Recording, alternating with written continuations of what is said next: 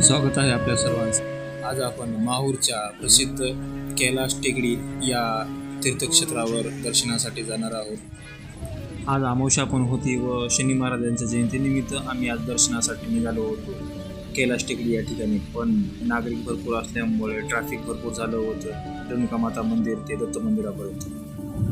माहूरच्या मला देवस्थानाचं म्हणजे कैलास टेकडीला कसं जायचं मला काही माहिती नसल्यामुळे माझ्यासोबत राठोड मामा असल्यामुळे मला खूप सहज सोपे गेले।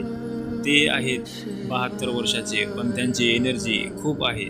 ते दरवर्षी अमावस्याला या ठिकाणी निश्चितच भेट देतात। त्यांच्यासोबत मी असल्यामुळे त्यांना पण आनंद वाटला, कारण अशा पद्धतीनं दर्शनाला येण्यासाठी त्यांना आम्हा दोघांना खूप आनंद वाटला। अमावस्या म्हणलं की प्रत्येक अमावस्याला महिन्याच्या या ठिकाणी कैलास टेकडीला दर्शनासाठी हजारो भाविक दर्शनासाठी येतात। पण आज मेची 16 तारीख 2026 म्हणजे आजच्या रोजी सूर्यपुत्र शनिदेव यांचा जन्म झालेला आहे। त्यानिमित्तानं आज या ठिकाणी भरपूर देवावरती जर श्रद्धा असेल ना तर माणूस तहान भूक वय सगळं काही विसरून जातो। तेच दिसते मला ह्या ठिकाणी। पाहना, लहान मुलं म्हणू नका किंवा वयोवृद्ध महिला व पुरुष हे त्यांच्या मनातले इच्छा, त्यांचे काय नवस वगैरे असतात ते पूर्ण करण्यासाठी व त्यांची शनिदेवापाशी जे काय मनातली मागणी आहे ते पूर्ण करण्यासाठी येतात। वाटेत चालता चालता मला खूप ऊन लागत होतं, त्यामुळे मी झाडाच्या विश्रांतीस क्षणभर बसलो। माहूर परिसर पूर्णपणे जंगल आणि टेकड्याने वेढलेला आहे।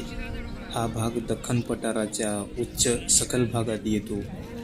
येथे लाल माती, दगडी उतारा आणि खोल दऱ्या दिसतात। पावसाळ्यात संपूर्णपणे डोंगराळ हिरवीगार होते। महाराष्ट्राच्या नांदेड जिल्ह्यात घनदाट जंगल आणि रहस्यमय डोंगराच्या कुशीत वसलेले एक प्राचीन तीर्थक्षेत्र माहूर, जिथे प्रत्येक टेकडी एखादी कथा सांगते। भगवान दत्तात्रेय हे ब्रह्म, विष्णू आणि महेश यांचे संयुक्त स्वरूप मानले जाते। माहूरच्या डोंगर रांगामध्ये अनेक ध्यान आणि तपश्चर्या केली। त्यांच्या तपामुळे भगवान शंकर प्रसन्न झाले आणि या परिसरात दर्शन दिल्याची श्रद्धा निर्माण झाली। त्यामुळे काही टेकड्यांना कैलास टेकडी असे नाव जोडले गेले, कारण कैलास हे भगवान शंकराच्या निवासस्थानाशी संबंधित मानले जाते। स्थानिक दंतकथानुसार माहूर या शांत डोंगरांमध्ये भगवान दत्तात्रेयांनी कठोर तप केलं आणि त्या तपश्चर्येत प्रसन्न होऊन साक्षात भगवान शंकर या ठिकाणी दर्शन दिले, म्हणून या परिसरातील काही टेकड्यांना कैलास टेकडी म्हणून ओळखलं जातं।